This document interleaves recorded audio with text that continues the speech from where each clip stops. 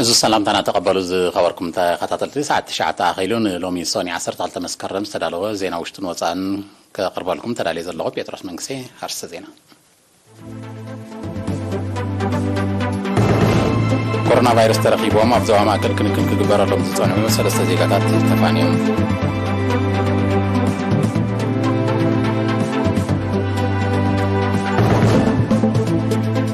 عبد هاجراو موكس هوسبيتال برهان عيني زنبرت صعقي ب10 ميتاويت نكيو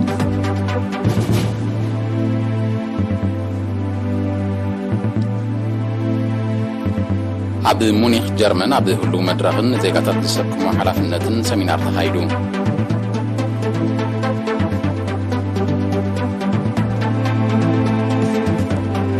عبد لعل روسيا زوسن زلو غراتات تنكي عبد اوروبا زخصت زلو نهر واغات تفان تغليصوم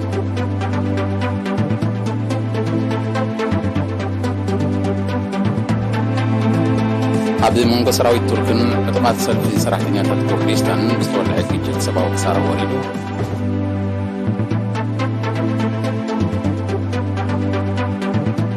بكلاير كان دي تنك منشرو سامبو كوين كنزلو حدش توزت عنا ومزنعتي حبيرون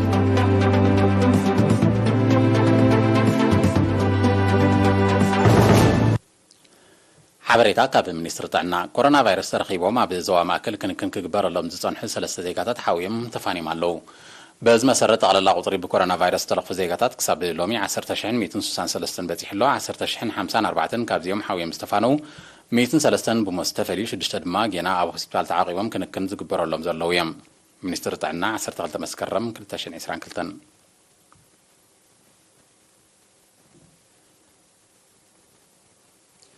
منستر تاعنا اغلغلت حكمنا عيني ابزواتات نمسفح كايدو بصنحه صعري اب هاجراو موكس هوسبيتال برهان عيني زنبرت صعقي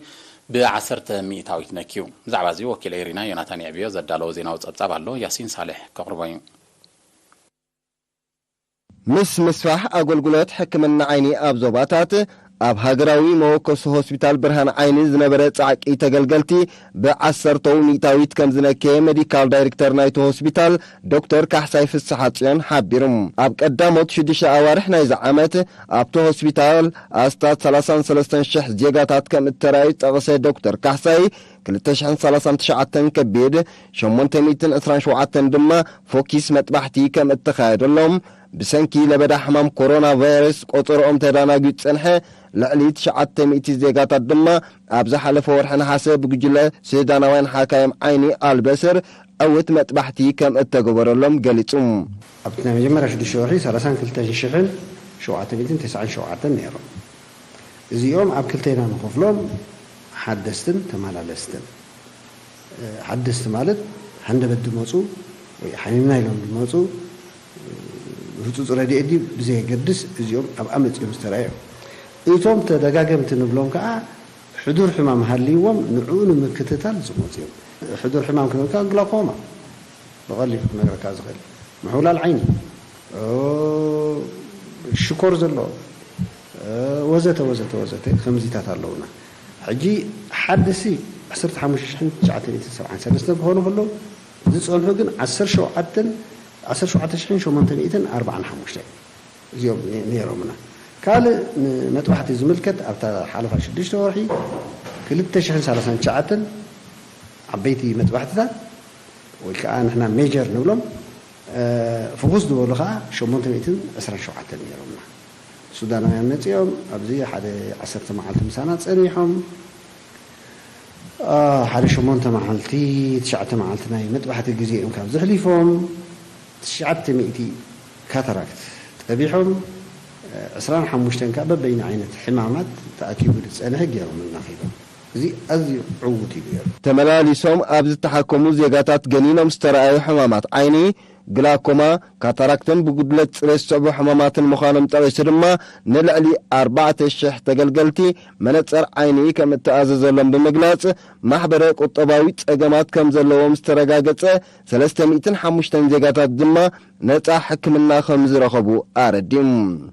ኣብቲ ሆስፒታል ዘገልግሉ ዘለዉ ዶክተር ኢዮብ ፍረዝግን ዶክተር ሰናይት ብርሃንን ብወገኖም ብመሰረት ዝኣተውዎ ቃል ተወፊዮም ይነጥፉ ከም ዘለዉ ብምጥቃስ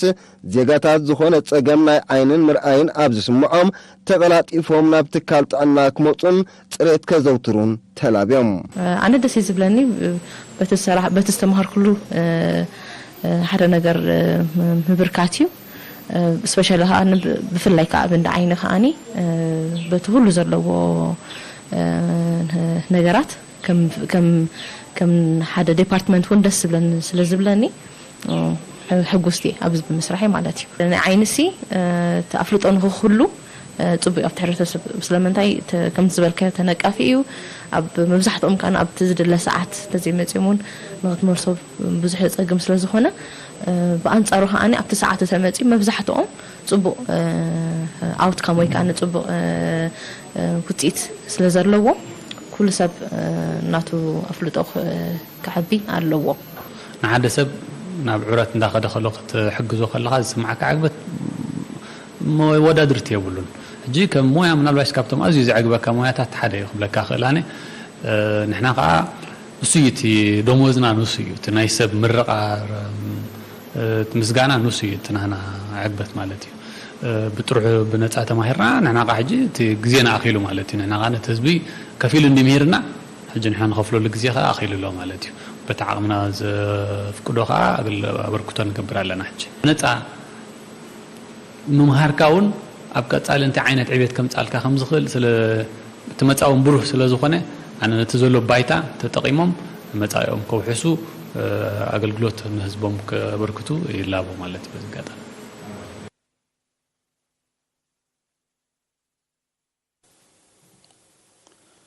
ኣብ ሙኒክ ጀርመን ኣብ ሁሉ ኩነታትን ዜጋታት ዝሰክሙ ሓላፍነትን ዘተኮረ ህዝባዊ ሰሚናር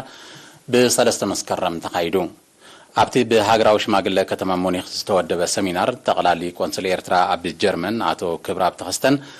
ካብ ህዝባውን ኮማውን ጉዳያት ኣቶ ፍጹም ሳህልን ብዛዕባ ሁሉ ኩነታት ሃገርን ምዕባለታት ዞባናን ዓለምን ቆንስላዊ ኣገልግሎት መደባት ጥሙር መኸተናን ኣገዳስነት ሓያል ጥርናፍን ከምኡን ጉዳይ ውዳበ መንእሰያት ሰፊሕ መምርሒ ሂቦም ኣብቲ ሰሚናር ካብ ሙኒክን ከባቢያን ማለት አውግስቡርግ ኢንጎልሽታት ሮዘንሃይም ኤርላንገን ኑርንበርግ ሬገንስቡርግን ካልእን ዝመፁ ዜጋታት ተሳቲፎም ነይሮም ኣብ መወዳእታ ተሳተፍቲ ሰሚናራት ቀጻልነት ክህልዎ ብምልባው ኣብ ጥርናፈ መንእሰያት ኣበርቲዖም ከም ዝሰርሑ ኣረጋጊፆም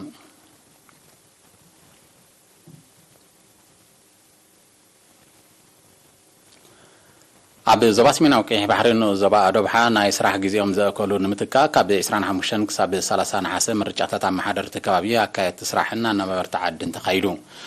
ኣብቲ ኣብ ምምሕዳራት ከባቢ ራባዕ ላባዕ ኤላባቡን ዓሬርብን ዝተኻየደ ምርጫታት መቐፀልታ ናይቲ ኣብ ወርሒ መጋቢት 2022 ኣብ ምምሕዳራት ከባቢ ድሪት ራባዕ ታሓትን ምድጋግን ዝተኻየደ ምርጫታት ኮይኑ ብሰንኪ ሰበኽሳግማዊ መነባብሮ ህዝቢ ተመሓላሊፉ ዝጸንሐ ምዃኑ ካብ ምምሕዳርቲ ንኡስ ዞባ ዝተረኸበ ሓበሬታ ኣፍሊጡ ኣመሓዳር ንኡስ ዞባ ኣዶብሓ ኣቶ መሓመድ ዑመር ድራር ኣብ ዝሃቦ ሓበሬታ ቀዲሙ ዝተኻየደ ጎስጓሳት ኣብ ጽፈትን ስሉጥነትን ናይቲ ምርጫ ዓብ ተራ ከም ዝነበሮ ብምጥቃስ ዝተመርፁ ኣመሓደርትን ኣካየድቲ ስራሕን ካብ ኩሉ ትሕቲ ሃገራዊ ስምዒታት ሓራ ኮይኖም ንሕብረተሰቦም ብብቕዓት ክመርሑ ኣዘኻኺሩ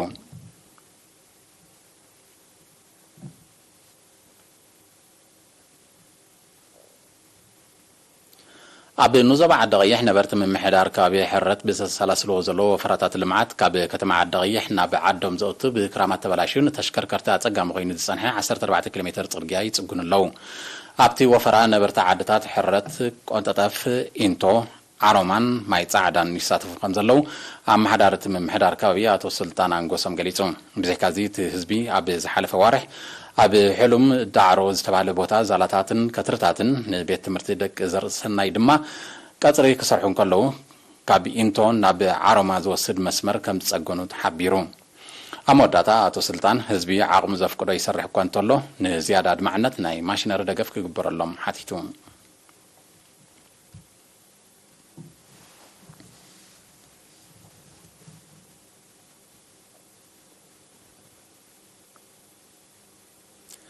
ዝኸበርኩም ተኸታተልቲ ዝስዕብ ኣህጉራዊ ዜናታት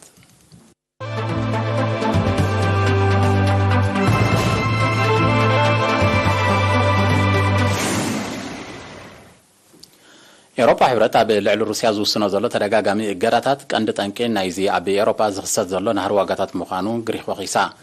ብሰንኪት ስጉምቲ ኣብቲ ኣህጉር ብፍላይ ኣብ ዋጋታት ነዳድን ጋዝን ተፈጢሮ ዘሎ ናህሪ ዋጋን ኣኸቲልዎ ዘሎ ቅልውላውን ኣቃሊልካ ዝረአ ከምዘይኮነ ቀዳማይ ሚኒስተር ክሪያኮስ ሚትሶታኪስ ትማሊ 11 መስከረም ኣብ ዝሃቦ መግለፂ ሓቢሩ ኤውሮፓ ሕብረት ካብ ተመርኳስነት ቀረብ ጋዝን ነዳድን ሩስያ ንምግልጋል ዘካይዶ ዘሎ ጻዕሪ ከቢድ ዋጋ ከኽፍሎ ምዃኑ እውን ቀዳማይ ሚኒስተር ሚትሶታኪስ ኣሚቱሎ እቲ ሕብረት ኣብ ልዕሊ ሩስያ እገዳታት ክውስን ድሕሪ ምጅማሩ መጠን ቁጠባዊ ዘቕባበ ኣብ ኣባላቱ ዝኾነ ሃገራት ብናህሪ ከም ዝውሰኽን ኣብ ልዕሊ ዜጋታት ከቢድ ጸቕጢ ፈጢሩ ከም ዘሎን ይጥቀስ ብሰንኪቲ ንሩስያ ንምንጻል ዝውሰድ ዘሎ ዘይሕጋዊ ስጉምትታት ብሪጣንያን ጀርመንን ኣብ ዝርከበን ሃገራት ኤውሮፓዊ ሕብረት ዋጋ ሃልኪ ኤሌክትሪሲቲ ብ80 ሚእታዊት ከም ዝወሰኸ ጸብጸባት ይረዱ ሃገራት ኤውሮፓ ካብ ተመርኳስነት ጋዝ ሩስያ ብቐሊሉ ክገላገላ ከም ዘይክእላ ፕሬዚደንት ቭላድሚር ፑቲን ኣቐዲሙ ምሕባሩ ይዝከር ትማሊ 11 መስከረም ኣብ ሰሜናዊ ሸነኽ ኢራቅ ኣብ መንጎ ሰራዊት ቱርክን ዕጡቃት ሰልፊ ሰራሕተኛታት ኩርዲስታን ማለት ፒኬኬ ብዝተወልዐ ሓድሽ ግጭት ሰብኣዊ ክሳራ ወሪዱ ሚኒስትሪ ምክልኻል ቱርኪ በቲ ገና ይቕፅል ከም ዘሎ ዝገለጸ ግጭት ብውሕዱ 4 ኣባላት ሰራዊቱ ከም ተቐትሉን ኣብ ልዕሊ ፒኬኬ ሰብኣውን ዋታውን ክሳራታት ከም ዝወረደን ኣፍሊጡሎ ይኹን እምበር ብዛዕባ እቲ ክሳራታት ብወገንቶም ዕጡቃት ዝተዋሃበ ሓበሬታ ዛኪት የለን ሰራዊት ቱርኪ ኣብ ዝሓለፈ ወርሒ ሚያዝያ ኣብቲ ከባቢ ብዘካየዶ ስርሒት ኣብ ልዕሊቶም ዕጡቃት ከቢድ ክሳራ ከም ዝወረደ ምሕባር ይዝከር መንግስቲ ኢራቅ ነዚ ቱርኪ ኣብ ሉዓላዊ ግዛእቱ ተካይዶ ዘላ ስርሒታት ብትሪ ክቃወሞ ምጽንሑ ጸብጸባት ይረዱ ኣብ መንጎ ሰራዊት ቱርክን ዕጡቃት ሰልፊ ሰራሕተኛታት ኩርዲስታንን ካብ 1984 ኣብ ሰሜናዊ ሸነኽ ኢራቅ ብዝካየድ ዘሎ ግጭታት ህይወት ልዕሊ 40,000 ሰባት ከም ዝጠፍአ እቶም ጸብጸባት ብተወሳኺ ይጠቕሱ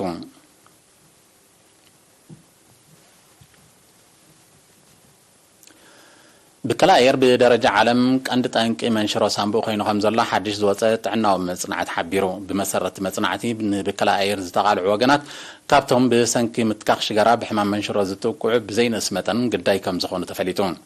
እናወሰኸ ዝመጽእ ዘሎ ብከላ ኣየር ንገምጋም ዕምሪ ደቂ ሰብ ብ2 ዓመት ከም ዘሕፀሮ ኣብቲ መጽናዕቲ ተጠቒሱሎ ብከላ ኣየር ጠንቂ መንሽሮ ጥራይ ዘይኮነ ጠንቂ ሓያሎ ካልኦት ቀተልቲ ሕማማት ብምዃን መጠን ዘስዕቦ ሞት 3 እጥፊ ናይቲ ብሳዕቤናት ኣልኮላዊ መስተ ዝጠፍእ ህይወት ምዃን እዮም ጸብጸባት ጥዕና ዝጠቕሱ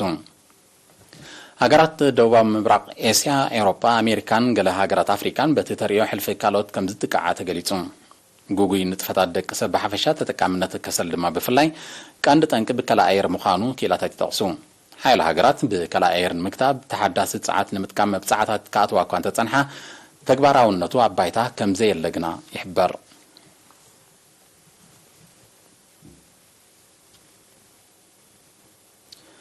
ሓለዋ ባሕሪ ግሪክ ኣብ ባሕሪ ኤዥያን ትንቀሳቐስ ኣብ ልዕሊ ዝነበረት ናይ ጽዕነት መርከብ ቱርኪ ናይ መጠንቀቕታ ተኽሲ ከም ዝኸፈተ መንግስቲ ቱርኪ ትማሊ 11 መስከረም ከሲሱ ቱርኪ እቲ ስጉምቲ ንኣህጉራዊ ሕጊ ዝጥሕስ ምዃኑ ብምሕባር ግሪክ ቁልጡፍ ዝርዝራዊ ምላሽ ክትህበሉ ሓቲታ ኣላ እዚ ሓድሽ ምዕባለታት ብጉዳይ እጀታ ምብራቃዊ ማእከላይ ባሕሪ ኣብ መንጎ ክልቴና ኣባል ሃገራት ኪዳን ሰሜን ኣትላንቲክ ኔቶ ተፈጢሩ ንዘሎ ዘይምቅዳው መሊሱ ዘጋድድ ምዃኑ ናይ ቀረባ ተዓዘብቲ ይጠቕሱ ቱርክን ግሪክን ኣብ ዝሓለፈ ሳምንታቱን ብምጥሓስ ክላ ኣየር ተኸሲሰን ምንባርን ጸብጸባት ይረዱ ዘይምቅዳው ክልቴና ሃገራት ቱርኪ ኣብ ምብራቃዊ ማእከላይ ባሕሪ ዳህሳስን ዕደናን ጋዝን ነዳድን ከተካይድ ድሕሪ ምጅማራ ከም ዝቐረረ ይግለጽ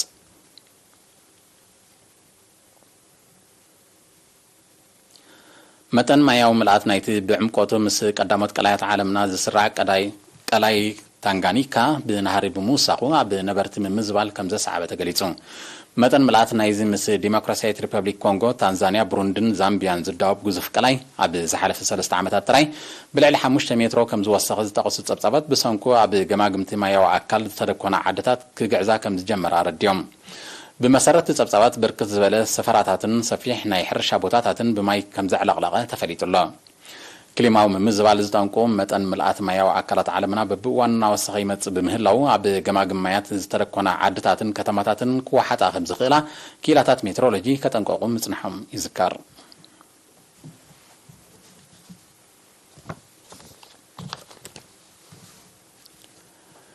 ዝኸበርኩም ተኸታተልቲ ዜና ንምፍጻም ኣርስታቱ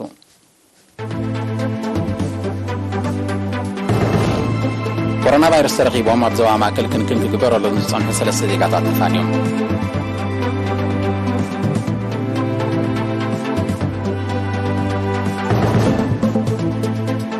بهاجراو موكس هوسبيتال برهان عيني زنبرت صعقي ب10 ميتاويت نكيو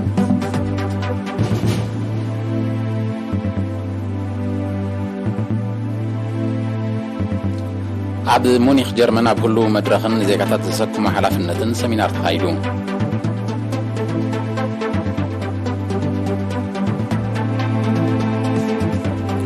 عب لعن روسيا زوسان زلو غراتات تنكي عب اوروبا زخصص زلو نهر واغتات مخانه تغليصو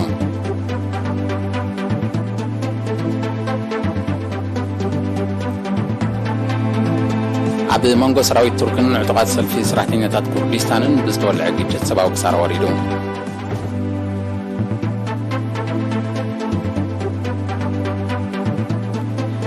بكلاير كان تنك من شرو سامبو كاين خمزلنا حدش وتت عنا ومصنعتي عبيرو